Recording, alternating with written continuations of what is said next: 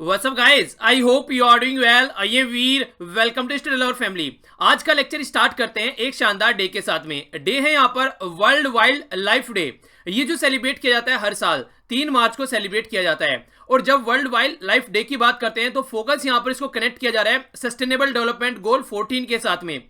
ये वही गोल है जो कि आप लोगों को पता है यूएन सस्टेनेबल डेवलपमेंट गोल जिनको बोला जाता है, जिनका टारगेट है 2030 तक ये 17 बातों को अचीव करने की बात की जा रही है, जिसमें गरीबी मिटाना, किस तरीके से आप लोग जो भुखमरी है उसको मिटा सकते हैं। तो इसमें जो 14वां गोल है यहाँ पर जिसको बोलते हैं लाइफ बिलो वाटर, तो यहाँ पर इसके साथ में इसको कनेक्ट किया जा रहा है। इसी के साथ में इसकी थीम भी कुछ ऐसी ही है, life below water for people and planet. तो ये काफी इंपॉर्टेंट है 2019 के लिए ये थीम है आप लोगों के सामने।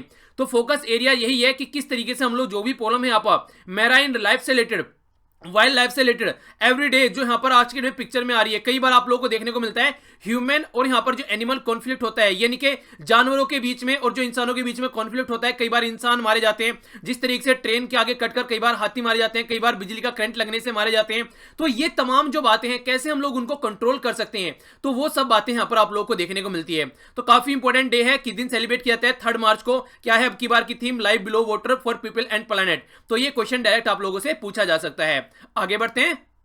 अब आप लोगों के सामने एक छोटा सा क्विज जो कि आप लोगों को अच्छे से अटेम्प्ट करना है और नीचे कमेंट बॉक्स में अपना स्कोर लिखना मत भूलिएगा। सबसे पहले बात करते हैं यहाँ पर intermediate range nuclear force treaty. ये आप लोगों को देखने को मिली थी यूएसएसआर, जो कि पहले यूएसआर आज की डेट में रसिया जिसको आप लोग बोलते हैं, और यूएसए के बीच में, कि कैसे जो भी यहाँ पर आज की डेट में जो मिसाइल्स हैं उनको हम लोग कम कर सकते हैं। तो ये जो ट्रीटी थी यहाँ पर किसको कवर नहीं किया? 3 चीजें आप लोगों को देखने को मिलती हैं। एक तो लैंड से हम लोग वार करते हैं, एक एयर से हम लोग वॉर करते हैं, और तीसरा आप लोगों को देखने को मिलेगा वाटर। तो कौन से वाली मिसाइल यहाँ पर डिस्ट्रॉय करने की बात की थी और कौन सी कवर नहीं की गई, वो आप लोगों को यहाँ पर बताना है। काफी इंपॉर्टेंट है। Read between the line. आप लोगों से क्वेश्चन जो पूछे जाएंगे ये फ्रेजेस में से निकाल के क्वेश्चन पूछे जाएंगे। जितना ज्यादा आइडिया रहेगा उतना ज्यादा आप लोग आंसर दे पाएंगे। सबसे पहला हमारे संविधान में अमेंडमेंट जो किया गया, जो कि फर्स्ट कॉन्स्टिट्यूशन अमेंडमेंट है, वो कब किया गया? काफी इंपॉर्टेंट क्वेश्चन है।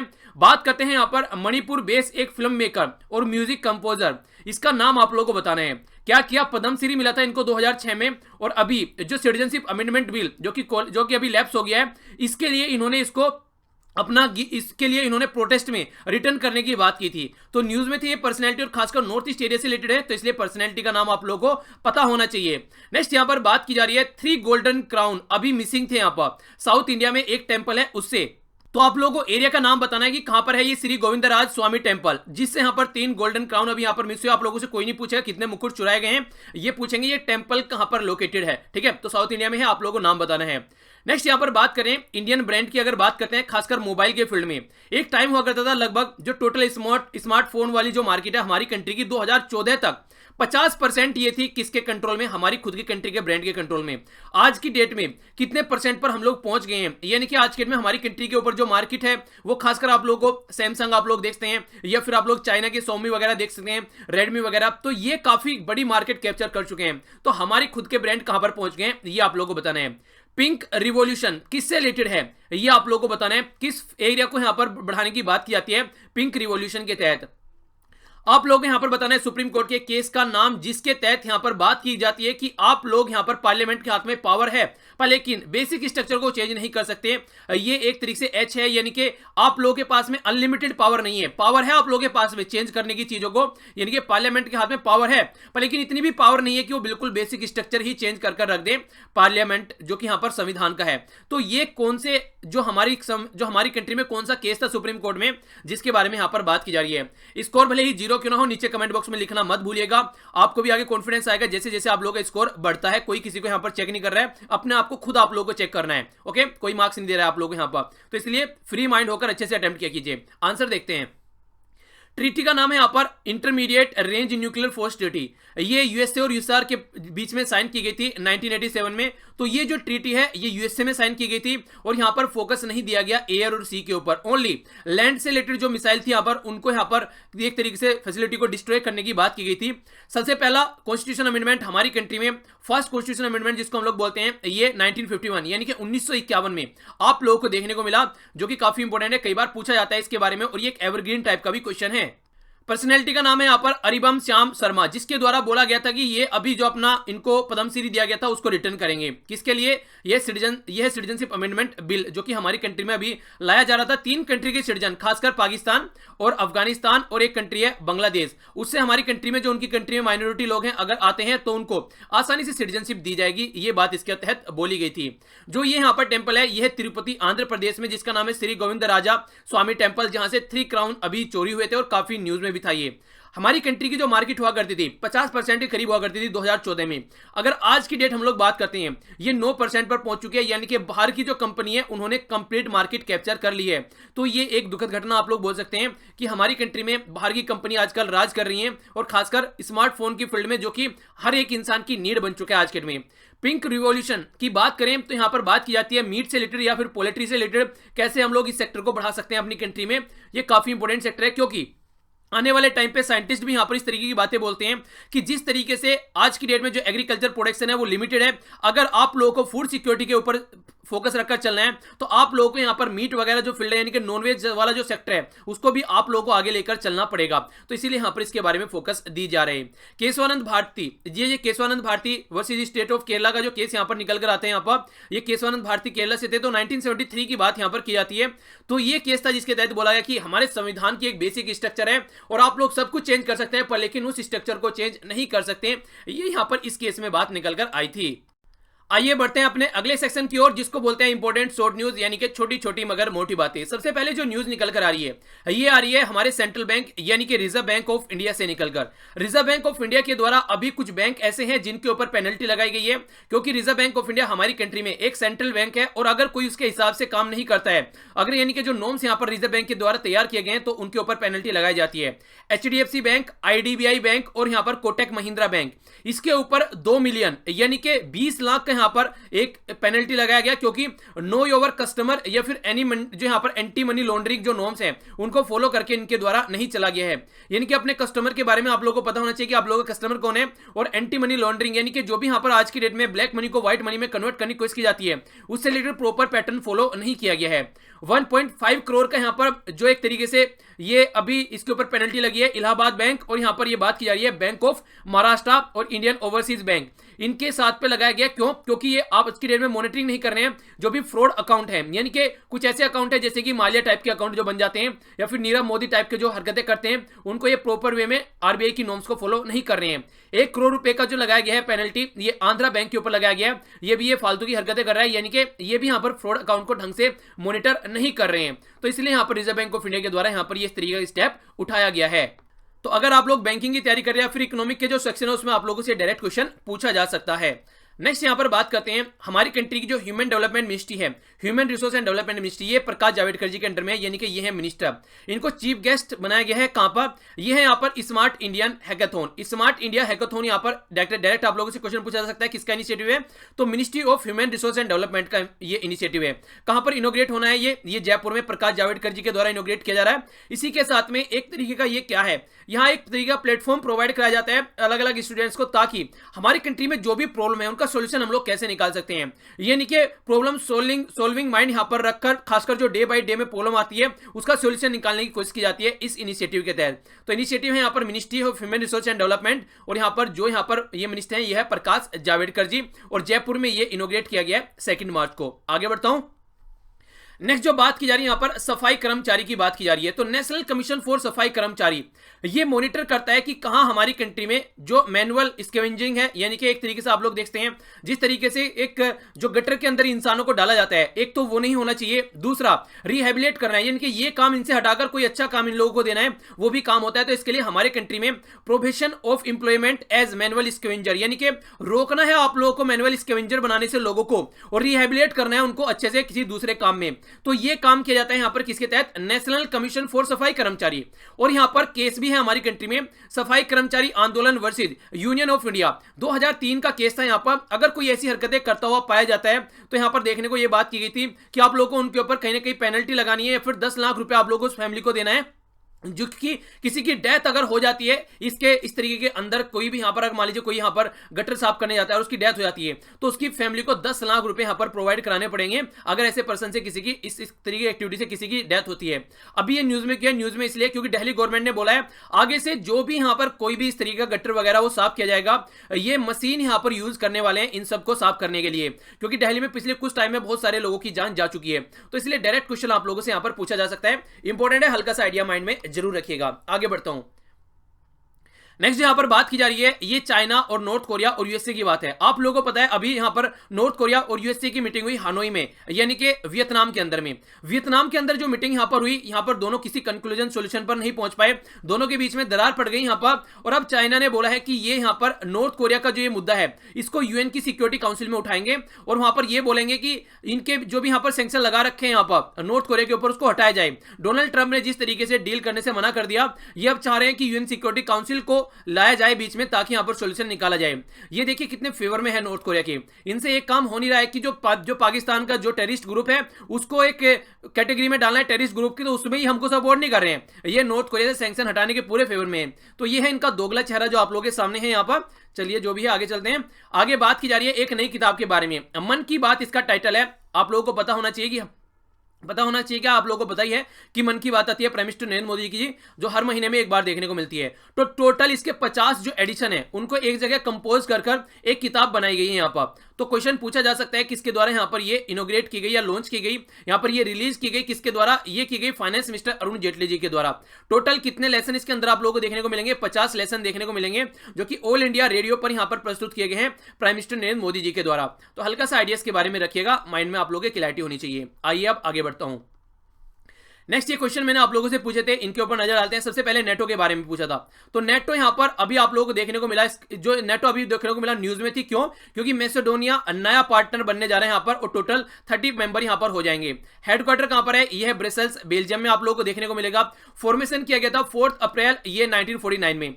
तो ये काफी इंपॉर्टेंट है, काफी न्यूज में भी रहता है, इसको थोड़ा सा आप लोगों को आइडिया रखना है।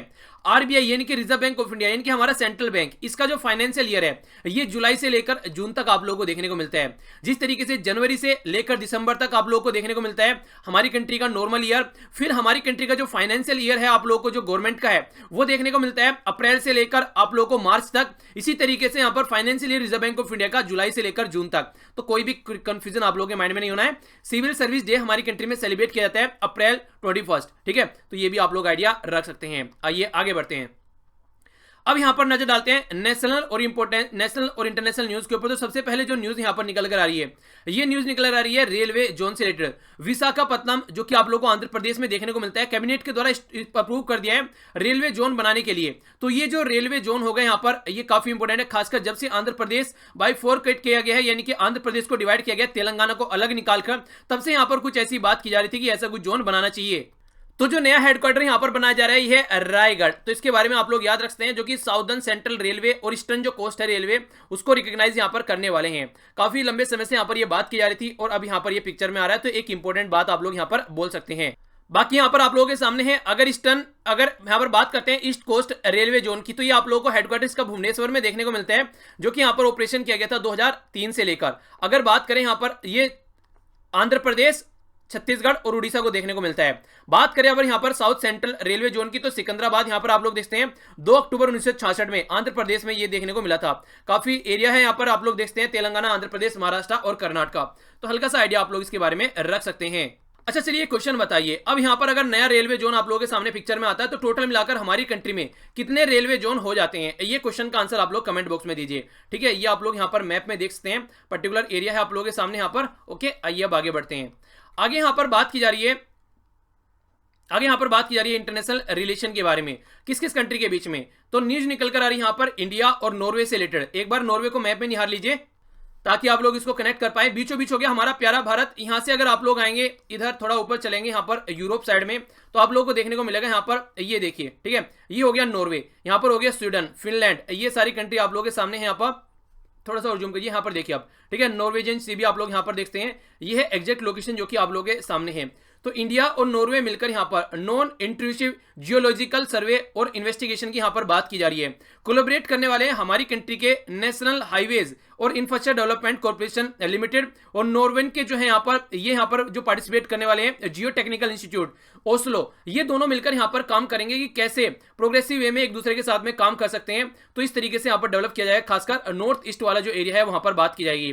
तो यहाँ पर फायदा क्या क्या होने वाला है इससे रिलेटेड, तो भूवैज्ञानिक सर्वे भी इसको बोला जाता है। तो पर्टिकुलर एरिया का मैप तैयार करना या फिर पर्टिकुलर एरिया में क्या क्या रिसोर्सेज हैं उन सब बातों पर फोकस देकर चलना, ये सब बातें यहां पर देखने को मिलेगी। तो न्यू टेक्नोलॉजी यूज करने की बात की गई है दोनों के द्वारा मिलकर, ताकि कहां पे क्या क्या रिसोर्सेज है, कहां पर क्या क्या मैप तैयार करना है, वो तमाम बातें यहां पर डिस्कस की जा सके और उसके बारे में फोकस देकर चला जा सके। तो नॉर्वे मैंने आप लोगों को मैप में दिखा दिया। अगर यहाँ पर रिलेशन की दोनों की बात करते हैं तो 1947 से ही दोनों के रिलेशन यहाँ पर स्टार्ट हो गए थे। और यहाँ पर अगर एम्बेसी की बात करते हैं नॉर्वे की, तो वो न्यू दिल्ली में भी देखने को मिलेगी और कॉन्सुलेट ऑफिस मुंबई में भी देखने को मिलेगा। इससे पता चलता है कि काफी अच्छे रिलेशन है दोनों कंट्री के। और ये मैंने आप लोगों को बता ही दिया कहां पर ये पर्टिकुलर कंट्री नॉर्वेजन जो यहाँ पर क्रोन है, यहाँ पर इसकी कैपिटल भी है। आइए अब आगे बढ़ते हैं।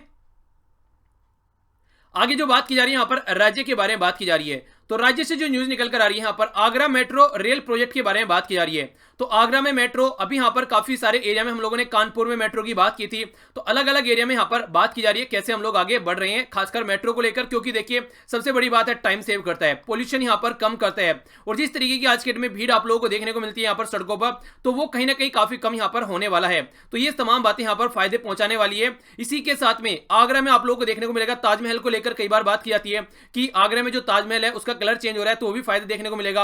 आगरा फोर्ट, यानी कि जो ये चीजें हैं यहाँ पर आसपास वाले एरिया में, इससे क्या फायदा रहेगा, इससे ये फायदा रहेगा कि इन सारे एरिया में पोल्यूशन कम रहेगा, कनेक्टिविटी अच्छी बढ़ेगी। तो यहाँ पर एक तरीके से टूरिज्म एक्टिविटी भी और ज्यादा आप लोगों को बढ़ती नजर आएगी। तो जो इसके ऊपर खर्चा आने वाला है यहाँ पर बोला जा रहा है लगभग 8000 करोड़ जो है यहाँ पर खर्चा आने वाला है और लगभग 5 सालों में इसको कंप्लीट किया जाएगा। तो हल्का सा आइडिया आप लोग रखते हैं। उत्तर प्रदेश के अंदर है आगरा। आगरा का ताजमहल भी आप लोगों ने कई बार सुना होगा, जो कि शाहजहां के द्वारा बनाया गया था। तो ये इसके बारे में हल्का सा आइडिया आप लोग रख सकते हैं। ये हो गया आगरा और ये हो गया यहाँ पर उत्तर प्रदेश। ओके, आइए अब आगे बढ़ते हैं। नेक्स्ट यहाँ पर बात करते हैं हेल्थ और मेडिसिन के बारे में। तो जो न्यूज यहाँ पर निकल कर आ रही है, ये सेंट्रल गवर्नमेंट की साइड से यूएन कैबिनेट के द्वारा अप्रूवल यहाँ पर किया गया है homeopathy central council amendment ordinance, यानी कि जो होम्योपैथी की सेंट्रल काउंसिल है उसमें अमेंडमेंट किया जा रहा है। इसका जो पीरियड है यहाँ पर 1 ईयर था, इसको एक्सटेंड कर 2 ईयर कर दिया गया है, यानी कि टेन्योर इसका बढ़ा दिया गया है। खासकर 2 साल के लिए अभी यहाँ पर हो गया है, जो कि 17 मई से यहाँ पर स्टार्ट होने वाला है 2019 से। काफी इंपॉर्टेंट है कैसे यहाँ पर पावर एक्सरसाइज करनी है, कैसे फंक्शन परफॉर्म करना है, क्योंकि नया नया अभी हम लोग यहाँ पर प्रॉपर वे में इंप्लीमेंट करने वाले हैं कि किस तरीके से हमारी कंट्री में खासकर हेल्थ के बारे में जब हम लोग बात करते हैं या फिर इस तरीके से मेडिसिन के बारे में बात करते हैं, तो कई सारी डायमेंशन ऐड हम लोग कर रहे हैं। आयुर्वेदा हो गया, होम्योपैथी हो गया, एलोपैथी हो गया, यूनानी हो गया, तो इन सब के ऊपर हम लोग मिलकर काम कर रहे हैं कि सबको ये अवेलेबल रहे। आप लोगों से यहाँ पर क्वेश्चन ये भी पूछा जा सकता है होम्योपैथी यहाँ पर किसके द्वारा क्रिएटेड की गई थी, जो भी आज के डेट में आप लोग ये मेडिसिन सिस्टम देखने को मिलते हैं। तो ये 1796 में सैमुअल हैनोमैन इनके द्वारा यहाँ पर ये क्रिएट की गई थी। तो ये क्वेश्चन काफी इंपॉर्टेंट है, खासकर जिस तरीके से आज के डेट में आप लोग होम्योपैथी को यूज करते हुए आ रहे हैं, तो हल्का सा आइडियाज के बारे में होना चाहिए। एक ऑल्टरनेटिव मेडिसिन सिस्टम है जो कि आप लोगों को यहाँ पर ये देखने को मिलता है। सेंट्रल काउंसिल ऑफ होम्योपैथी की अगर आप लोग बात करते हैं तो मिनिस्ट्री किसके अंदर आती है, आयुष मिनिस्ट्री के अंदर आती है। ठीक है, पहले यहाँ पर गवर्नमेंट ऑफ इंडिया 1973 के पास में अगर आप लोग चलेंगे यहाँ पर, तो ग्रांट किया गया था कमीशन की इस तरीके से यहाँ पर फील्ड में होम्योपैथी की भी एजुकेशन हम लोगों को लेकर चलनी है। तो आगे चलकर इसको ऐसे ऐसे हम लोग बढ़ाते हुए जा रहे हैं और अब एक नया मिनिस्ट्री है जो कि आयुष मिनिस्ट्री आप लोग यहाँ पर देख सकते हैं, जिसके हिसाब से यहाँ पर ये काम करता है। ठीक है, तो हल्का सा आइडियाज के बारे में आप लोग रखते हैं। आइए अब आगे बढ़ते हैं। आगे नजर डालते हैं यहाँ पर बैंकिंग और इकोनॉमिक वाले सेक्शन के ऊपर। तो यहाँ पर जो वर्ड यूज किया जा रहा है स्पेशल इकोनॉमिक जोन। तो स्पेशल का मतलब हो गया कुछ स्पेशल ही होगा, उसके अंदर एक ऐसा जोन क्रिएट किया जाता है कंट्री के अंदर कि वहां पर एक तरीके से जो एक्टिविटी है, मैन्युफैक्चरिंग एक्टिविटी है, वहां पर उस लार्ज स्केल पर की जाती है, ताकि वहां पर कोई भी बाहर का इंटरफेरेंस ना रहे। और अगर उस जोन से बाहर कोई प्रोडक्ट निकाला जाता है तो इसका मतलब सेम रहता है, या तो अपनी कंट्री में बेचा जाए तब भी सेम मतलब है इसका, या फिर किसी बाहर की कंट्री में बेचा जाए तब भी सेम मतलब है इसका। यानी कि उसको एक हब बनाया जाता है, 24 आवर वहां पर डे रहता है, वहां पर यूज में जो शिफ्ट्स होती है उसमें काम आप लोगों को होता हुआ नजर आता है। तो उसको एक इस तरीके हब बहुत सारे आप लोगों को देखने को मिलेंगे, खासकर चाइना के अंदर। तो इंडिया में भी ऐसा ही हब कई बार, मतलब हमारी कंट्री में इतना डेवलप नहीं है पर फिर भी कई सारे हब ऐसे आप लोगों को देखने को मिलते हैं। तो यहाँ पर जो स्पेशल इकोनॉमिक जोन की हम लोग बात करते हैं, इसके अंदर अगर कोई ट्रस्ट यहाँ पर पार्टिसिपेट करना चाहते हैं तो उसके लिए यहाँ पर चेंज किया गया है डेफिनेशन में, पर्सन की जगह यहाँ पर ट्रस्ट को इंक्लूड करने की बात की जा रही है। और इसके लिए हमारी कंट्री में एक एक्ट भी है जिसको बोलते हैं स्पेशल इकोनॉमिक जोन एक्ट 2005, जब से यहाँ पर पिक्चर में आया। तो सेक्शन 2 है इसका, इसके अंदर चेंज करने की बात की जा रही है। ट्रस्ट को यहां पर अलाउ करने की बात की जा रही है कि कोई ट्रस्ट भी स्पेशल इकोनॉमिक जोन अगर एज ए यूनिट सेटअप करना चाहता है तो वो सेटअप कर सके, उसको यहां पर ये फैसिलिटी अलाउ करने की बात की जा रही है इसमें अमेंडमेंट करके। तो इसके लिए ऑर्डिनेंस यहां पर लाया गया है। ठीक है, तो ये हल्का सा आइडिया आप लोगों को होना चाहिए कि एक्चुअल में होता क्या है और किस लिए यहां पर चेंज किया जा रहा है। तो ये है यहां पर स्पेशल इकोनॉमिक जोन एक्ट 2005 जिसमें चेंज करने की बात की जा रही है ताकि जो ट्रस्ट है कोई उसको भी यहां पर एक तरीके से इसमें स्पेशल इकोनॉमिक जोन सेटअप करने की यूनिट के तहत उसको भी यहां पर परमिशन दी जा सके। बात करते हैं एग्रीकल्चर के बारे में। अगर किसी की सबसे ज्यादा खस्ता हालत यानी कि बर्बाद हालत रहती है तो वो किसानों की रहती है। पहले मौसम बर्बाद करता है, उसके बाद में मार्केट बर्बाद करती है और बची कुछ जो कसर रह जाती है वहां पर वो काम करता है यहां पर गवर्नमेंट। यानी कि गन्ना आप लोग देखते हैं जैसे कि शुगर कैन वगैरह आप लोग देखते हैं, चीनी वगैरह, तो गन्ना जो कैन होता है यहां पर उसको यहां पर क्या किया जाता है, पेमेंट बहुत लेट होता है। यानी कि गन्ना डाल दिया जाता है पर लेकिन पेमेंट काफी बाद में जाकर मिलता है, उसकी वजह से भी यहां पर प्रॉब्लम फेस करनी पड़ती है। अभी सॉफ्ट लोन देने की बात की गई है ताकि जो शुगर इंडस्ट्री है वो यहां पर मिल वगैरह जो होते हैं वो यहां पर जो गन्ने का पेमेंट है उसका पेमेंट यहां पर कर सकें।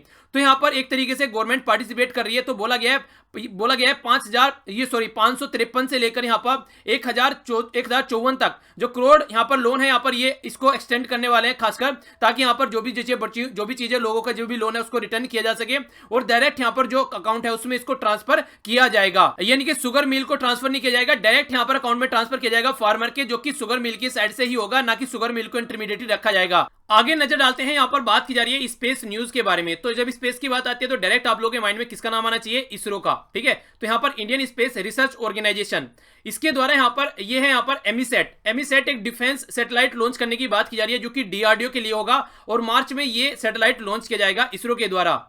और इसी के साथ में 28 जो है यहां पर थर्ड पार्टी सैटेलाइट भी यहां पर लॉन्च किए जाने इसके साथ में। तो देखिए कई बार आप लोगों को देखने को मिलता है कई सारी अलग अलग कंट्रीज के जो सैटेलाइट भी यहां पर लॉन्च किए जाते हैं तो उससे रेवेन्यू जनरेट होता है इसरो के लिए। तो ये काफी इंटरेस्टिंग और इंपॉर्टेंट बात है।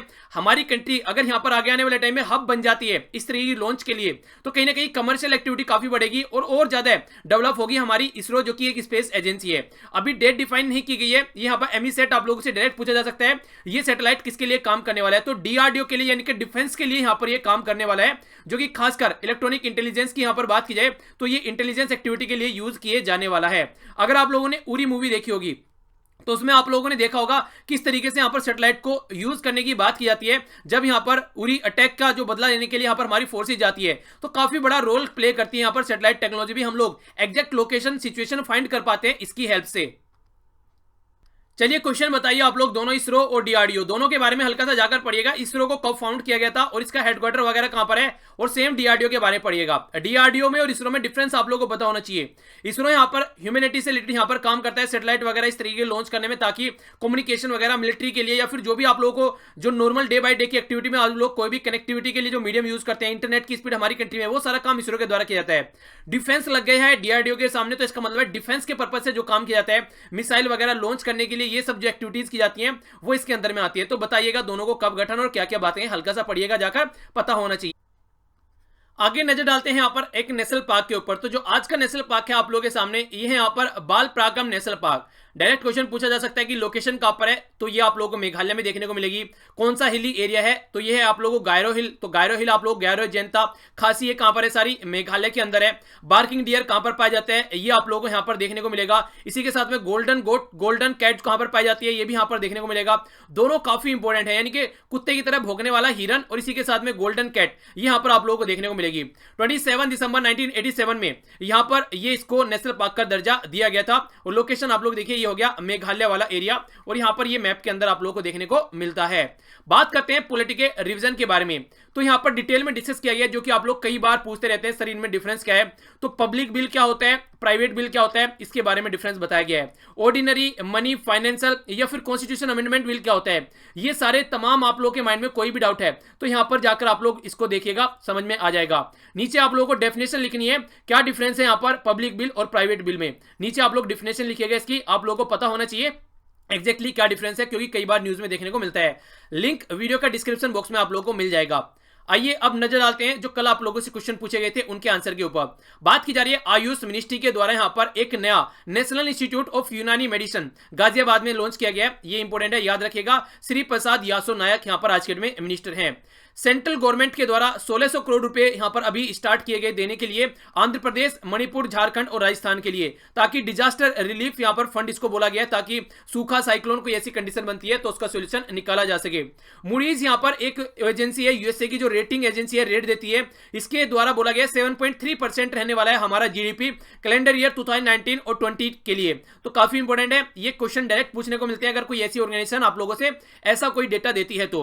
यूएस के सेक्रेटरी के द्वारा बोला गया अगर फिलीपीन को यहां पर कोई भी किसी तरीके से नुकसान पहुंचाने की कोशिश की जाती है साउथ चाइना सी के अंदर, तो यहां पर ये सपोर्ट में आएंगे, क्योंकि एक ट्रीटी है 1951 की जो कि फिलीपीन और यूएसए के बीच में थी, उसके तहत यहां पर बोला गया। और यूएसए ने यह भी बोला है कि साउथ चाइना सी को कभी भी यहां पर चाइना से डोमिनेटेड नहीं होने देंगे, यानी कि वो सबका सी है, ओपन सी है, वहां पर हर एक कंट्री वहां पर आसानी से वहां पर अपना जो भी काम करना है अपना, अगर एक तरीके एक जगह से दूसरी जगह पर कोई एक्सपोर्ट लेके जाना है जहाज के थ्रू, पानी का जो जहाज रहता है, तो वो आराम से करेगा, चाइना का उसमें दादागिरी नहीं चलने देंगे।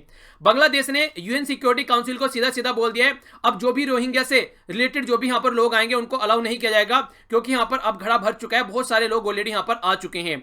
यूएसए और तालिबान दोहा जो कि कतर की कैपिटल भी है, यहां पर बात करने वाले हैं ताकि अफगानिस्तान से यूएसए का एग्जिट हो सके और आसानी से वहां पर शांति बनाकर रखी जा सके। केएल राहुल है वो पर्सनैलिटी जिनको टॉप 10 में इंडियन T20 जो प्लेयर है उसकी रैंकिंग में इनको देखा गया है, तो ये काफी इंपॉर्टेंट आप लोग बोल सकते हैं। आइए नजर डालते हैं क्या क्या आज हम लोगों ने डिस्कस किया, इसके बाद में देखेंगे आज का क्विज जो कि ये बताएगा कि आप लोगों ने कितने अच्छे से लेक्चर को सुना है। सबसे पहले वर्ल्ड वाइल्ड लाइफ डे के बारे में हम लोगों ने जाना, डिटेल में इसको डिस्कस किया, एक छोटा सा क्विज या फिर रिवीजन आप लोग बोल सकते हैं। नेक्स्ट हम लोगों ने आरबीआई के द्वारा जो इंपोज किया गया है बैन कई सारे जो बैंक है उनके ऊपर वो जाना। नेक्स्ट हम लोगों ने यहाँ पर ह्यूमन रिसोर्स डेवलपमेंट मिनिस्ट्री के द्वारा यहाँ पर जो स्टार्ट किया जाने वाला है एक नया इनिशिएटिव वो जाना। सफाई कर्मचारी ये इसके बारे में, नेशनल कमीशन के बारे में किस तरीके से काम करता है देखा हम लोगों ने। नेक्स्ट यहाँ पर जो बात की जा रही है चाइना, नॉर्थ कोरिया और यूएसए किस तरीके से आपसे बात करके या फिर यूएन से रिलेटेड कहां पर बातें क्या क्या की जा रही है वो जाना। मन की बात किताब के बारे में हम लोगों ने जाना, ये क्वेश्चंस थे जो आप लोगों से पूछे थे, अच्छे से आप लोगों ने आंसर दिया, इसी तरीके से पार्टिसिपेट करते रहना है। एक नए रेलवे जोन के बारे में हम लोगों को जानने को मिला। नेक्स्ट इंफॉर्मेशन यहां पर देखिए हम लोगों ने इंडिया और नॉर्वे के बीच में रिलेशन के बारे में, इसके अलावा हम लोगों ने यहां पर जाना आगरा मेट्रो रेल प्रोजेक्ट के बारे में। इसके नेक्स्ट हम लोगों ने होम्योपैथी सेंट्रल जो काउंसिल है उसके बारे में जाना, डिटेल में डिस्कस किया। इसके अलावा यहां पर स्पेशल इकोनॉमिक जोन के बारे में हम लोगों को जानने को मिला। नेक्स्ट इंफॉर्मेशन आप लोगों को पेमेंट करने की बात की जा रही है, कैन के यानी कि शुगर कैन जो आप लोगों को देखने को मिलता है, गन्ना वगैरह, उसके बारे में बात की जा रही है। इसके अलावा हम लोगों ने इसरो के सैटेलाइट के बारे में और एक नेशनल पार्क के बारे में जाना। पॉलिटिकल रीजन है, जाकर रिवाइज कीजिएगा, जो क्वेश्चन पूछे गए उनका आंसर दीजिएगा। कल क्वेश्चन पूछे गए थे, ये उनके आंसर हैं। अब नजर डालते हैं आज के क्विज के ऊपर। सबसे पहले बात की जा रही है यहां पर वर्ल्ड वाइल्ड लाइफ डे के बारे में, किस दिन यहां पर मार्च में सेलिब्रेट किया जाता है। थीम काफी इंपॉर्टेंट है, life below water for people and the planet, याद रखिएगा। आरबीआई के द्वारा अभी यहां पर 2 मिलियन रुपए का जो अभी इंपोज किया गया है बैन यहां पर, यह है एचडीएफसी, आईडीबीआई बैंक और इसी के साथ में कोटक महिंद्रा बैंक। तो यहां पर कौन से ऐसे रूरल रेगुलेशन है जो इन बैंक के द्वारा ये फॉलो नहीं किए गए हैं, ये आप लोगों को बताना है। नेक्स्ट यहां पर बात की जा रही है, ये यहां पर human resource and development ministry Prakash Javadekar ji के अंडर में है। इन्होंने स्मार्ट इंडियन हैकाथॉन 2019 ये इनिशिएटिव स्टार्ट किया, तो कौन सी मिनिस्ट्री का इनिशिएटिव है और कहां पर ये स्टार्ट किया गया है, दोनों बातें आप लोगों को बतानी है। नेशनल कमीशन कौन सा है वो जिसके द्वारा बोला गया इंप्लीमेंट करने के लिए provision of employment and manual scavenger, तो यहां पर ये जो एक्ट है ये कौन इंप्लीमेंट करता है कमीशन, ये बताना है आप लोगों को। नेक्स्ट यहां पर बात की जा रही है कौन सी कंट्री यहां पर नॉर्थ कोरिया को सपोर्ट करने वाली है यूएन में, ताकि इसके ऊपर जो सैंक्शन लग रखे हैं वो हटाए जा सके। और यहां पर डोनाल्ड ट्रंप के द्वारा जो अभी बात होने वाली थी वो यहां पर अभी नहीं हो पाई ढंग से, वो सारी बातें यहां पर लेकर जा रही है यूएन सिक्योरिटी काउंसिल में। तो कौन सी कंट्री है यहां, तो बुक यहां पर मन की बात जो इस एक स्पेशल रिवॉल्यूशन ऑन रेडियो ये रिलीज किसके द्वारा की गई है न्यू दिल्ली में, उस मिनिस्टर का नाम आप लोगों को बताना है।